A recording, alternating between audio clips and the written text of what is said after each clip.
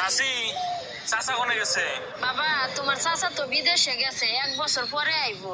ভাবি, আপনি কোনো টেনশন করেন না। যদি কিছুর দরকার পড়ে আমাকে একবার কবেন, আমি কইতরে নাগাল উড়ে আসবো। ভাই, এত সকাল সকাল কই যাচ্ছেন? ভাবি, বাইকে তেল ভরতে যাচ্ছি। ভাইয়ের হেলমেটটা একটু দেন তো। এইটা সরকার ভালো কাজ করছে, হেলমেট ছাড়া তেল দেবে না। আমিও সিদ্ধান্ত নিছি, কাল থেকে ব্লাউজের দোকান দেবো। বৌমা। হ্যাঁ মা। বলছি, ভগবান তো দুটো চোখ দিয়েছে, তাও কি চালের কাকড়গুলো দেখতে পাও না? ভগবান তো আপনাকেও 32টা দাঁত দিয়েছে, কটা কাকড় আপনি চিবিয়ে খেতে পারেন না? ধৈর্যের একটা সীমা আছে, কখনো সীমা লঙ্ঘন করবা না। এতদিন তো টুম্পা ভাবির পেছনে ছিলে, এখন আবার সীমা আসলো কোথা থেকে? আচ্ছা, এত সন্দেহ কেন করো? তুমি কি আমারে শান্তিতে থাকতে দিবা না? চাওড়াটা আমারে তো খাইছে, এখন দেখি আবার শান্তির সাথেও থাকতে চায়। তোরে বিয়া কইরা আমি নদীর মধ্যে যাচ্ছি। তোরে বিয়ে করে আমি আগুনের মধ্যে যাচ্ছি। এ দেখো গা, আমার বাপের বাড়ির মানুষে কত শান্তিতে আছে। শান্তিতে তো তাক বই শান্তির মেলাটা আমার কলাই চড়াই দিছে না। সবাই বলে ভালো হয়ে যাও, কিন্তু কেউ বলে না আমার হয়ে যাও।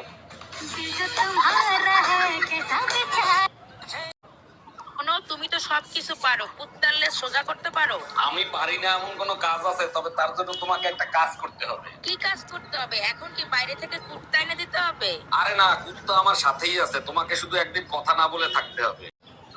কই তুমি, খিদা লাগছে, খাইতে দাও। আজকে কি রান্না করছো তুমি? তুমি বসো, আমি খাবার নিয়ে আসতেছি। ডাল আর ভাত রান্না করছি। প্রতিদিন ডাইলার ভাত? তোর বাপের বাড়ি দিয়ে কি ডাইলার ভাত রান্না করাই শিখছিস, আর কিছু শিখিস নাই? আরেকটা জিনিস শিখছি, খাবারের ভিতরে বিষ মিশানো। বিষ মিশিয়ে দিই। এই অনিল আমার কাছে টাকা পায়, বারবার করে ফোন করছে, বলে দাও তো আমি বাড়িতে নেই। হ্যালো। হ্যালো বৌদি, দাদা কোথায় গো? না, দাদা তো বাড়িতে নেই, বাইরে গেছে। কি বলছো, বাড়িতে দাদা নেই? ইস, আমায় ডাকুনি কেন?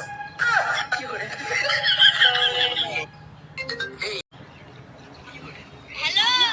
হ্যাঁ বলো বউ। আমি যদি হারিয়ে যাই তাহলে তুমি কি করবা? তুমি যদি হারিয়ে যাও তাহলে খবরের কাগজ আমি বিজ্ঞাপন দিব, বিজ্ঞাপন। খবরের কাগজে কি লিখবা? খবরের কাগজে লিখবো যে আমার বউকে যে পাবে তার। ওরে কাকে চাই? এটা কি রকমদার বাড়ি? হ্যাঁ। আরে বৌদি, তুমি তো খুব সুন্দরী দেখতে। তাহলে তোমার কি?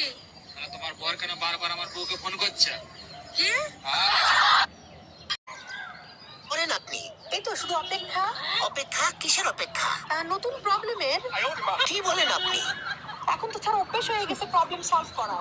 আরে স্যার, সময় সময় তো আমার মনে হয় আমার জীবনের মধ্যে প্রবলেম নেই, প্রবলেমের মধ্যে আমার একটুখানি জীবন আছে।